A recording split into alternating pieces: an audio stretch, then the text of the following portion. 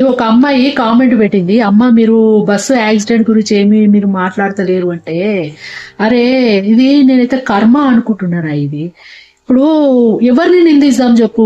ఆ lorry driver చచ్చిపోయిండు. ఇటు bus driver చచ్చిపోయిండు. ముఖ్యంగా ఈడ మెయిన్ ఇంపార్టెంట్ ఏందంటే, ఈ డ్రైవర్‌లకు నిద్ర సరిగ్గుండదు. మళ్ళా సెకండు డ్రింక్ చేసి ఉంటారు. ఫాస్ట్‌గా నడిపియడం వల్ల ఇవి జరుగుతూ ఉంటాయి ఈ అనర్థాలు. ఇందులో నేను గూడా బాధితురాలినే నేను గూడా.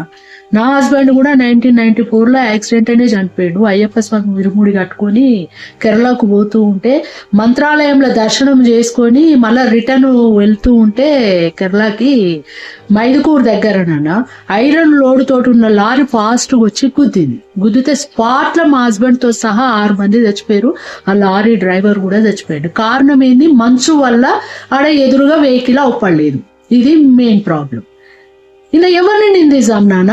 ఇది నేనైతే నా కర్మ అనుకున్నా. నా పిల్లల కర్మ, నా కర్మ అనుకున్నా. నిజంగా కొందరు ఆడ చూస్తుంటే విషాదంగా అనిపిస్తున్నాయి. అసలు ఏడుపు వస్తుంది ఆడ పిల్లల్ని చూస్తుంటే. 3 పిల్లలు, ఒక్కింటి పిల్లలు చచ్చిపోయినరే. ఒక్కింటికి ఆ తల్లికి ఎంత గర్భశోకం అది. ఇంకొకటైతే ఇంకా ఘోరం నాన్న. ఆ పిల్లోని పట్టుకొని ఆ తల్లి అట్లనే ఆ కంకర మీద పడితే ఇద్దరు పాప, ఆ అమ్మాయి చనిపోయింది. ఆమె రోడ్డు మీద ఆ బేబీని ఆమెను వండబెడితే చూస్తే ఫోటో అయితే అంత బాధ అయింది. ఏం చేస్తాం నాన్న? ఇది లారీ డ్రైవర్లే గాని ఎవ్వరే గాని డ్రైవింగ్ చేసేటప్పుడు ఒక్కసారి ఆలోచించాలి. మీరు డ్రైవింగ్ చేసేటప్పుడు మీరు ఏదైనా చిన్న పొరపాటు చేస్తే ఎంతమంది జీవితాలు నరకప్రాయం అయితే తెలుసా? తండ్రి లేక పిల్లలు, భర్తలను కోల్పోయి మళ్ళీ పిల్లలను కోల్పోయి ఇంతమంది నరకం చూడాలి. సచ్చదాకా మీరు వాళ్ళకు ఒక బాధనిచ్చినట్టే కదా.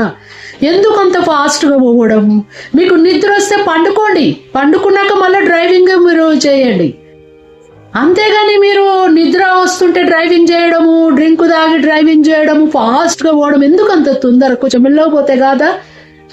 అసలు ఎన్ని వెహికల్స్ ఉంటున్నాయి రోడ్డు మీద, కొంచెం జాగ్రత్తగా నడిపియాలి కదా.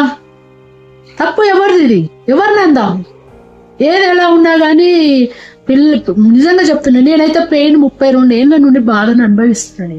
నేను నా పిల్లలు, నా కొడుకు మొన్న కూడా 2 నెలల క్రితం కూడా వాళ్ళకు వాడి కొడుకుని ఎత్తుకొని అడుగుతున్నాను నన్ను. మా డాడీ నన్ను ఇటు సైడ్ ఎత్తుకుండాను. ఎందుకంటే వాళ్ళ డాడీ చచ్చిపోయేటప్పుడు 11 నెలల పిల్లోడు రావాడు. వాడికి తండ్రి అంటేనే తెలియదు, ముఖమే తెలియదు వాడికి.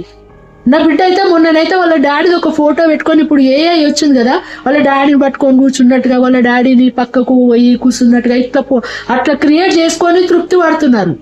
ఎంత పెయిన్ ఇచ్చినట్టు ఇది మాకు ఈ లారీ డ్రైవర్ చెప్పు. వాడు చిన్న నిర్లక్ష్యం వల్లనే కదా